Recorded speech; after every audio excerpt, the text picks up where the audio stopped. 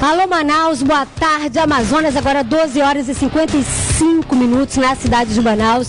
É claro que você já estava aí acompanhando o Exija Seus Direitos. Agora, já fica aqui na minha companhia, Socorro Sampaio, Câmera 13, programa da nossa gente há 14 anos ao lado do nosso povo. E é claro que eu já quero convidar você para acompanhar essa edição de hoje, dia 11 de agosto, dia de um grande profissional, né? Um advogado.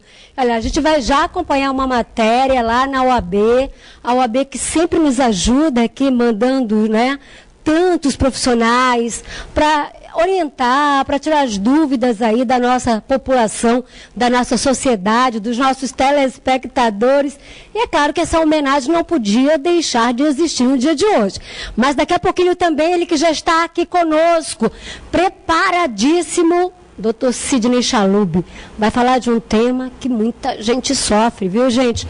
Inclusive eu, insônia, é verdade, distúrbios do sono. Portanto, você aí que tem dificuldades para dormir, acorda com sono, tem sono excessivo. Gente, você sabia que isso pode trazer outras doenças também? Mas daqui a pouquinho a gente vai falar, não é? Porque agora a gente vai parabenizar esse profissional que está aí, todo mundo precisa, a gente vive o direito no dia a dia, né? Então vamos acompanhar a matéria com o repórter Ademilton José. O advogado é o profissional que realiza a representação e a defesa dos interesses das pessoas físicas ou jurídicas em juízo. Por isso, a advocacia se tornou um encargo público, compondo um dos elementos da administração democrática e do poder judiciário. Para exercer a profissão de advogado no Brasil, é necessário possuir graduação completa como bacharel em Direito e estar regularmente inscrito na OAB, Ordem dos Advogados do Brasil. O Dia do Advogado é comemorado hoje, 11 de agosto, em todo o país, em homenagem a todos os profissionais deste ramo. Eu quero deixar aqui um abraço a todos os nossos colegas de trabalho que têm essa função tão importante na sociedade. A única profissão, né, que é reconhecida na Constituição Federal. Somos tão importantes para a justiça que temos esse reconhecimento na própria Constituição.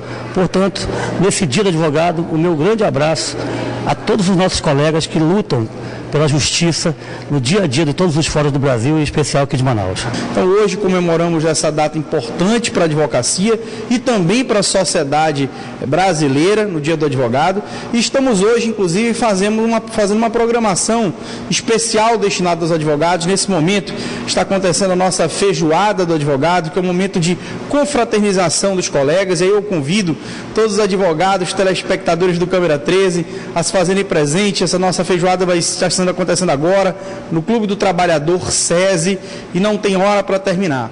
Momento de confraternização desses profissionais que tanto trabalham pela sociedade. E, além disso, a OAB ela está fazendo uma série de programações para o mês do advogado. Nós vamos ter agora no dia 12, 13 e 14, quarta, quinta e sexta desta semana, a primeira conferência estadual dos advogados do Amazonas, com a presença de grandes nomes do direito brasileiro, entre os quais o Dr. Marcos Vinícius Furtado Coelho, presidente nacional do Conselho Federal, um conselheiro do Conselho Nacional de Justiça, doutor Alemã, doutor Esdras, do Conselho Nacional do Ministério Público, e o ministro Gilmar Mendes fecha na sexta-feira este evento organizado pela Ordem dos Advogados do Brasil, seção do Amazonas, destinada não apenas aos advogados, mas à comunidade acadêmica dos cursos de direito da nossa cidade também. No Dia do Advogado, eu gostaria de parabenizar todos os advogados e advogadas do nosso estado e dizer que realmente é uma profissão nobre, é uma arte ser advogado, e dizer que todos que honram e dignificam essa profissão tão linda, né? Nós estamos aqui na Caixa de Assistência com uma comemoração, grandes atividades em prol dos advogados, também dos seus dependentes, para festejar esse dia, né? O dia que se comemora o estudo jurídico no Brasil, o dia que se comemora o Dia do Advogado. Eu quero agradecer e mandar um beijo para todos os advogados e advogadas que participem mais, que possam realmente participar da nossa sistema OAB. né, da nossa advocacia, que tem sido valorizada ao longo desse tempo, com as mulheres cada vez mais sendo convocadas para trabalhar, para participar das comissões, inclusive de todas as atividades que a OAB tem e a Caixa de Assistência também tem realizado. Mandar um abraço também para os nossos defensores públicos, que todas as quintas-feiras estão aqui falando sobre temas importantes. Também para todo o judiciário, claro, né, gente? Essa turma que trabalha muito, viu?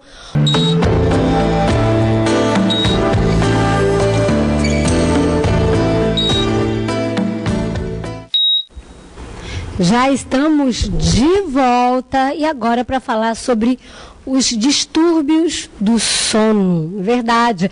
Agora, doutor Sidney Chalub, tudo bem? Boa tarde. Tudo bom, boa tarde. A satisfação estar aqui hoje. E realmente é uma coisa que afeta muito a população e afeta nós mesmos que estamos correndo, profissionais do dia a dia, muito preocupados. Então, você que está em casa, vamos ter alguma dica para a gente melhorar a nossa qualidade de sono e, consequentemente, a nossa qualidade de vida. Isso é fundamental. Com certeza, mas olha, para que você entenda mais esse tema, para que você, de repente, fique imaginando, mas será se é isso que eu tenho? Será se eu não tenho? O que acontece? O Ademilton José traz dados, mais informações para que a gente possa discutir esse tema, né? Para que a gente possa discuti-lo e também, claro, entendê-lo melhor. Dormir bem é para poucos. Segundo uma pesquisa realizada pelo Instituto do Sono, 77% dos brasileiros sofrem de algum problema relacionado ao sono. Uma estimativa menos precisa do que a pesquisa da Unifesp. Afirma que 5% da população brasileira, além dos demais distúrbios, sofre também com a sonolência durante o dia, o que se reflete diretamente no trabalho e está levando empresas a adotarem medidas para amenizar o problema. Mas esse número pode ser bem maior, considerando que, por exemplo, atualmente, 20% da população economicamente ativa trabalha à noite e que essas pessoas sofrem de privação de sono e têm sonolência diurna. Podemos ter números muito maiores. São números como esses que estão nos transformando em uma nação de insônios, a ponto de fazer a falta de sono ser considerada um problema de saúde, segundo neurologistas. Precisamos dormir mais do que efetivamente dormimos. Geneticamente, não estamos preparados para dormir menos. Esses e outros assuntos serão debatidos a partir de agora no programa da nossa gente, o Câmera 13. Olha, mas qual é a quantidade de horas que um ser humano deve dormir? Porque é a diferença, né, entre o sono de uma pessoa adulta e de uma criança. Será se há? Daqui a pouquinho o doutor Sidney vai estar explicando tudo isso pra gente. Mas, doutor Sidney Chalub, a gente já vai agora ouvir a população, o povo, muita gente pediu, mas muita gente mesmo, para que nós pudéssemos discutir esse tema. Porque grande parte da população brasileira sofre, né, com a insônia, os distúrbios do sono. Vamos às ruas. Eu gostaria de saber se a ansiedade ou estresse causa insônia. Boa tarde. A resposta, sim. Ansiedade, estresse, a preocupação, o não desligar para quando ir para o quarto, isso são causas de insônia. Eu só queria comentar, Socorro, explicando assim, que o nosso sono, ele tem 4 fases, e tem que ser respeitado essas fases, porque qualquer alteração numa fase dessa, ela vai levar distúrbios a médio e a longo prazo. A primeira fase abrange 10% da noite, quando a gente vai dormir, que é aquela transição entre o tempo que você está acordado e o sono, aquela mudança para a vigília. E aí você precisa ter um ambiente calmo, um ambiente silencioso, um ambiente com uma luminosidade adequada, e aí o teu organismo ele começa a liberar uma substância que chama-se melatonina, que faz com que induz o teu sono. Então você tem que ter, a primeira fase é esse ambiente calmo. Se você está estressado, se você está preocupado com a vida, se você começa a planejar o teu dia, essa primeira fase sofre uma alteração. Então, ela já sofre uma consequência disso. A segunda fase, ela abrange em torno de 45% da noite. Você dormiu e tu começa a diminuir o teu metabolismo. Por isso que o teu sono, ele é fundamental para você descansar. Você diminui a frequência cardíaca, você diminui a respiração, você entra numa fase de, a gente chama de hibernar. E isso toma mais ou menos quase que metade da noite. Os 25% a seguir disso é uma fase que você tem um sono superficial. É nessa fase que a pessoa acorda, é nessa fase que a pessoa começa a dormir de forma como que é assim, ela respira mais lento, o coração dela bate, ela começa a economizar energia. Certo. Então vocês estão vendo que o sono já é como se fosse uma recarga da nossa bateria. E tem a terceira fase, a quarta fase, que é a chamada, de inglês, chamado REM, Rapid Eye Movement, movimento rápido do olho. Você olha para aquela pessoa, ela está dormindo e ela está piscando. Você já viu muito? Eu já vi isso, é verdade. Nessa fase é que está havendo uma maior liberação de substância adrenalina, nessa fase que você está sonhando. É nessa fase que a pessoa fica agitada, é nessa fase que ela gasta muita energia, é nessa fase que há uma descarga de substância e que está aumento da pressão, que as pessoas têm problemas cardíacos, estão nessa fase desse movimento rápido. É a fase que você sonha. E se você interrompe essa fase muito rápido, a pessoa lembra. Todos nós temos esse movimento que é chamado sono REM, que é o sono que mais que a gente lembra, mas lembrar das outras fases que são poupadores de energia. Certo. Agora, doutor Sidney, a nossa telespectadora na pergunta, ela perguntou se a insônia causa ansiedade, estresse, depressão, mas, na verdade, esses problemas também levam à insônia?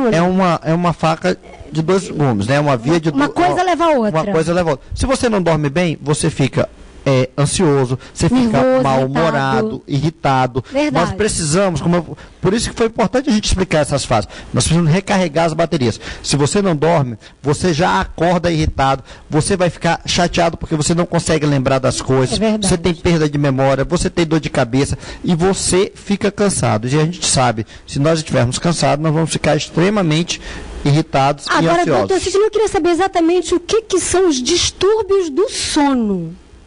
Nós temos vários distúrbios do sono. Nossa. Nós temos distúrbios assim, nós temos mais de 100 distúrbios de sono. É mesmo? Então, os mais comuns é a insônia. É aquela pessoa que tem insônia, ela não consegue dormir, com isso ela não consegue render durante o dia. Tem pessoas que têm, por exemplo, apneia do sono. Ela, quando vai dormir, a língua cai, e isso a gente vê muito em obesa, e ela acorda por falta de ar. Então, acorda sufocado. Isso a gente vê nas pessoas que são obesas ou que têm problemas otorrinolaringológicos. E tem a sonolência excessiva também, né? Tem a sonolência excessiva, que é consequência de uma noite mal dormida. E aí você não consegue dormir à noite, e durante o dia você está caindo pelas, como eu disse, caindo pelas latras, onde você escora, você dorme. E isso é importante, às vezes até pessoas que têm atividades profissionais que demandam tem gente, atenção. Por exemplo, que chega dentro de um ônibus, senta, né, coloca a cabecinha, às vezes até passa do ponto. O sono está tão gostoso. Agora, dormir a qualquer momento faz bem? Depende do ritmo de cada um. Nós podemos, o importante é nós temos uma coisa que chama ciclo circadiano. Determinada noite determinada hora do dia nós temos liberação de hormônio. Certo. Esse hormônio deve ser aproveitado. Por isso que é muito importante, e as pessoas que trabalham em turnos, certo. Quem trabalha à noite, por exemplo, trabalha à noite, ela muda todo o seu ciclo, porque o teu organismo foi adaptado para economizar energia naquele negócio, naquele horário. O intestino foi preparado para trabalhar menos no período noturno. Então, isso tudo ele é fundamental. Como também, a gente estava falando de distúrbio do sono, nós temos as pessoas que têm sonambulismo, as pessoas que têm síndrome de perna, as pessoas que tem uma série de alterações. Então, são muitos distúrbios que, às vezes, a gente não leva em consideração e acha assim, fulano está ficando maluca, porque ela começa a falar, ela começa a andar no período da noite. E tudo isso depende do ambiente que você vive, da condição que você vai dormir, da hora que vai dormir e da dieta, da bebida alcoólica. E aí uma dica que a gente dá: evitar esforço físico. À noite. Demasiado à noite. Você tem que chegar em casa e ter pelo menos 2 ou 3 horas de repouso antes de... Qualquer esforço físico.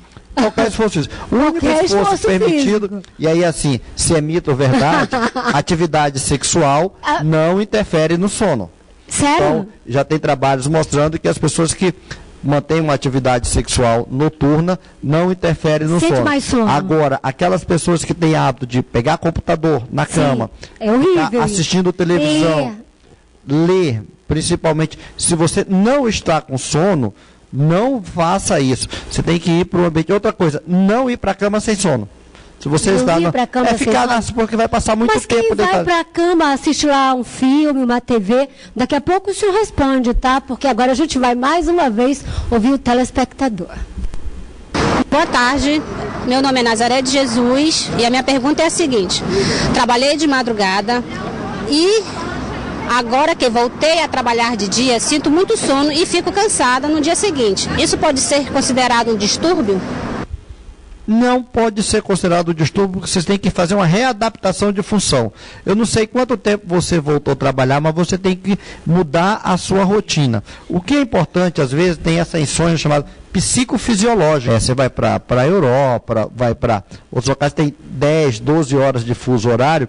No início, é muito mais fácil você se organizar no horário à frente. Sim. Quando você regride 6 ou 4 horas, você leva um tempo maior para o teu organismo se adaptar. Então você tem que ter um período de adaptação, não é da noite para o dia. Isso, a fisiologia diz que leva de 7 a 10 dias no mínimo, você estabelecendo um horário de atividade para que você consiga dormir. Agora, doutor Sidney, também tem atividades que são bem estressantes, né? Assim, que de fato faz com que a pessoa exija mais. E, por exemplo, a nossa amiga ali, que falou, ela trabalha em um ônibus, né? Não sei se ela é uma cobradora, mas deve ser, com certeza, que é uma atividade que exige muito. Então, é claro que isso deve também tirar um pouco esse sono dela. E as pessoas, assim, os neurologistas recomendam: acabou o trabalho, Você não deve levar a preocupação do dia a dia do trabalho para casa. Então, é como se você tivesse que desligar. Você tem dois mundos: o mundo da sua atividade profissional, o mundo do estresse, do corre-corre. Quando chegar em casa, eles recomendam tomar um banho, relaxar por 2 horas antes de ir para a cama, porque se você chegar muito tenso, tomar um banho e for para a cama, você não vai conseguir relaxar, você não vai conseguir dormir. Então você tem que ter um período de readaptação intradomiciliar. Inclusive tem algumas empresas que até permitem com que o funcionário, não é o servidor, ele tira lá uma sonequinha. E eles sabem disso. Do almoço. E isso aumenta a produtividade. Isso é verdade, motiva, né, gente? Se a pessoa ela consegue recarregar essa bateria, se ela consegue, e é o estudo fisiológico. A gente lembra que o sono tem 4 fases. Sim. As 3 primeiras fases são fases de economia de energia.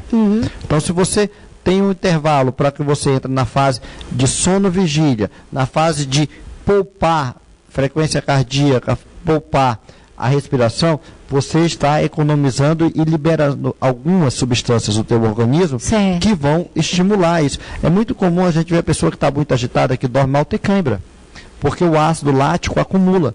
Então a pessoa tem muita cãibra porque ela não conseguiu repor e o ácido lático vai entrar na musculatura e vai causar esse problema, que é extremamente grave e danoso para a pessoa, principalmente quem trabalha com atividades que demandam atenção direta. Doutor Sidney, vamos mais uma vez ouvir o telespectador. Há 4 meses, acordo várias vezes durante a noite e tenho muita dificuldade para voltar a dormir. O que pode estar acontecendo? Isso é uma coisa muito comum, porque assim, é um dos distúrbios que você não consegue completar à noite. Então você tem que observar a primeira coisa, fazer uma avaliação se você não tem nenhum problema respiratório.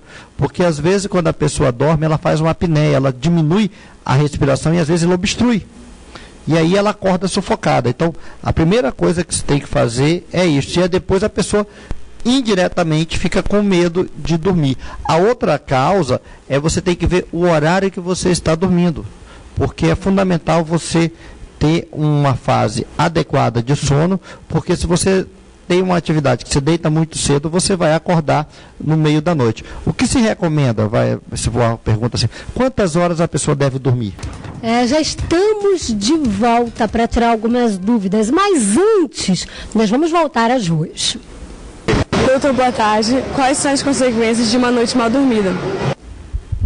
Pois é, as consequências de uma noite mal dormida é um dia mal produzido, um dia não produtivo.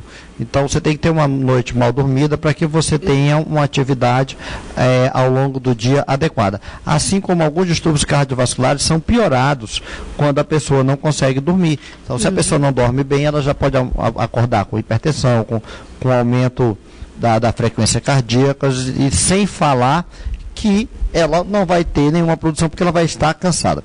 Respondendo à pergunta que a Socorro deixou, quantas horas devemos dormir? O ideal, nós adultos, em torno de 7 a 9 horas é o importante que nós devemos dormir. Mas mais importante do que a quantidade é a qualidade do sono. Não adianta você ter uma noite se preocupando com barulho, com ar-condicionado, com celular do lado. Que horas você vai acordar? Celular é o maior inimigo do sono. Nossa. Vou dizer assim, as pessoas têm hábito de dormir com o celular colado no seu ouvido. Então, aquelas fases de transição do sono são cortadas. Verdade. Então, quando você está numa fase do sono mais superficial, tem aquelas mensagens de madrugada, os telefones de madrugada, ou aquele medo de receber telefonema de madrugada. Então também tira o sono. Então, o ideal é que o celular fique afastado, porque infelizmente as pessoas estão dormindo com o celular ao lado da cabeça. Tem que ficar desligado, né, Você tem que desligar. No período do sono, você tem que se desligar. A outra pergunta que você fez é assim, é diferente a faixa etária para o sono? Sim. Resposta sim. O bebê recém-nascido ele tem que dormir em torno de 17 horas por dia. Nossa! Porque entre as coisas que tem, ele está economizando energia, e o sono nas crianças, ele libera um hormônio chamado hormônio de crescimento. Sim. Não tem aquela frase, menino vai dormir para crescer? Certo. Porque o hormônio de crescimento é liberado no período da noite. Então, outra faixa etária que tem muito sono são os adolescentes. Então, mãe, pai, eu tenho medo. não fique cobrando do seu filho adolescente. Poxa, esse menino dorme muito. O adolescente ele dorme em torno de 10 a 11 horas, sim, normalmente. E à medida que a pessoa vai ficando num adulto, acima dos 18 anos, ela diminui a faixa etária de sono e fica em torno de 7 a 8 horas. E a partir dos 45, 50 anos, ela volta para ter um sono de 7 a 9 horas. Mito. A pessoa idosa não dorme menos do que a pessoa adulta. Né? Tem até a pessoa idosa não dorme menos com medo de morrer. Não. Ela tem que dormir, tem que a mesma necessidade de uma pessoa adulta. Agora tire algumas dúvidas que estão chegando aqui através do nosso Facebook. A pessoa está querendo saber se comer à noite, né, ela vai perder o sono? Piora. Comer à noite, logo próximo ao deitar, não é adequado, porque nós temos uma coisa que chama-se, nós diminuímos o movimento do intestino, então a pessoa fica muito, vou falar popular, muito empachada, aquele mal-estar, isso prejudica o sono, então não é adequado para que você coma e durma. A pessoa tem muita pessoa que vem da balada. Dormir sem comer nada? Não, você tem que comer 2 horas antes. 2 horas antes. 2 horas a 3 horas antes. Não é comer e deitar, como tem muitas pessoas fazendo aí. Até porque você dormir sem comer nada, você nem dorme, né? Porque fica com aquele mal-estar. Agora, doutor Sidney, é verdade que beber café tira o sono? A cafeína, qualquer substância à base de cafeína, e o café não é diferente, refrigerante, chá verde, chá preto, as pessoas que tem uns colegas nossos que a gente gosta desses Red Bull, né, desses energéticos aí, todos eles estimulam e tiram o sono, e a pessoa não tem uma qualidade de sono, sem falar que aumenta a frequência cardíaca. Cigarro também? Cigarro também. Tá vendo? Eu acho que eu estou vendo alguém que tem tudo a ver com isso. Doutor Sidney, o álcool, como é que fica aí? O álcool, ele é prejudicial ao sono. Se lembrar que o álcool, na fase inicial, ele estimula. Certo. Depois, ele causa uma depressão, mas na fase inicial de transição, o álcool não é adequado, e a gente recomenda, até porque a pessoa, quando tem ingesta de bebida alcoólica, ela tem refluxo. E o refluxo é uma das coisas que piora no período noturno, e não se recomenda ingerir bebida alcoólica e dormir. Olha, eu quero até aqui agradecer o doutor Sidney, porque ele sempre traz temas importantes aqui para a nossa sociedade, não é? Para que a gente tenha mais informações, saiba como tratar, como dominar, né? E, de fato, aí ter uma vida com qualidade. E agora a gente vai, doutor Sidney, mostrar também uma matéria de um lugar que é muito importante para todos nós, que é o SECOM. não é? E aqui a gente vai acompanhar a jornada científica que aconteceu lá na Fundação SECOM. E o doutor Sidney, que é funcionário de lá, um dos melhores médicos. Lá tem ótimos médicos, né? Pesquisador também fez parte da jornada e a gente vai mostrar agora com o repórter Gerson Guerra. A 4ª jornada científica aconteceu na Fundação Centro de Controle de Oncologia, o FECECOM, no bairro Dom Pedro, onde foram apresentados 46 resultados de pesquisa. Um dos trabalhos realizados em 12 meses foi apresentado pela estudante do 6º período de Medicina da Universidade Estadual do Amazonas sobre câncer de mama. A minha primeira pesquisa aqui no SECOM, sou aluna de Medicina da UEA. Essa pesquisa durou 1 ano a respeito do câncer de mama, sua profilaxia, e foi uma pesquisa realmente muito importante para avaliar o conhecimento das mulheres a respeito da prevenção do câncer de mama. A diretora de Ensino e Pesquisa falou sobre o objetivo da 4ª jornada. Os objetivos são demonstrar resultados finais de uma rodada, que a gente chama assim, dos últimos 12 meses de pesquisas que envolvem alunos e pesquisadores da Fundação SECOM e alunos das universidades que aqui desenvolvem suas pesquisas. Todas as pesquisas relacionadas, como nós estamos dentro de um hospital do câncer, né, responsável pela gestão e prevenção do câncer no estado do Amazonas, então todas as pesquisas voltadas à oncologia. Pesquisas de diversas linhas do conhecimento, envolvendo estudantes de diversos cursos da área de saúde e outras áreas, inclusive, e é um objetivo por trás de trazer resultados, trazer respostas às principais perguntas, coisas que nos intrigam como pesquisadores, como servidores que estamos convivendo com o problema, convivendo com a dificuldade do paciente, com a dificuldade ou a má resposta de um tratamento ou de uma abordagem ao paciente, e nós estamos testando muitas vezes, em alguns casos, alternativas, de diferentes abordagens. Por isso que eu costumo dizer que o programa de pesquisa, ele não está só para formar pessoas, ele também tem esse papel importantíssimo, mas ele está para trazer melhorias à população que faz uso dos serviços assistenciais da Fundação SECOM. Que bacana, né, doutor Sidney? Maravilhoso. Eu queria parabenizar a doutora Kátia, não só a Kátia, mas a enfermeira Júlia, a Josi e o Josiel, que é uma equipe que trabalha muito unida, e as pesquisas lá no SECOM, nós temos evoluído muito e sempre pensando na população, na melhoria, não só do atendimento, mas na prevenção. Então tiveram trabalhos maravilhosos e assim, a Kátia está de parabéns, porque ela capta isso, junto com a FAPEAN, colocando no nosso... Eu vou falar uma frase que eu falei lá. Essas pesquisas com os nossos alunos é a chama que nós temos para continuar trabalhando contra o câncer. E se Deus quiser, quem sabe em breve, né? Os nossos pesquisadores encontrarão a cura para essa doença que já levou tantas vidas. Doutor Sidney, mandar um alô aqui, não é? Para 2 telespectadores. A dona Lucia Araújo, esposa do nosso amigo. A Ademilton. E a tia dele lá em Parintins. A dona Odaci Gomes, também um abraço também para toda a população parintinense. Para a filha do doutor Sidney, que fez ontem aniversário também, muita saúde para todos, né? E todos os aniversariantes de hoje. Olha, agora 13 horas e 33 minutos na cidade de Manaus. Eu quero agradecer ao doutor Sidney por mais essa terça-feira aqui informando os nossos telespectadores. Se Deus quiser, terça-feira vamos estar aqui novamente. Vamos estar trazendo novamente. Mais um tema importante. Eu só dar uma dica. Antes de dormir, escolha o colchão adequado e o travesseiro adequado, porque 1/3 da sua vida você passa no colchão. Então tenha muito cuidado em relação a isso. E, claro, tenha uma boa noite, né, de sono. Olha, a gente fica por aqui, não saia daí, que toda a programação da Band Amazonas é feita com todo carinho, só para você, nossos telespectadores. A gente vai, mas amanhã vamos estar de volta. E fiquem todos com Deus.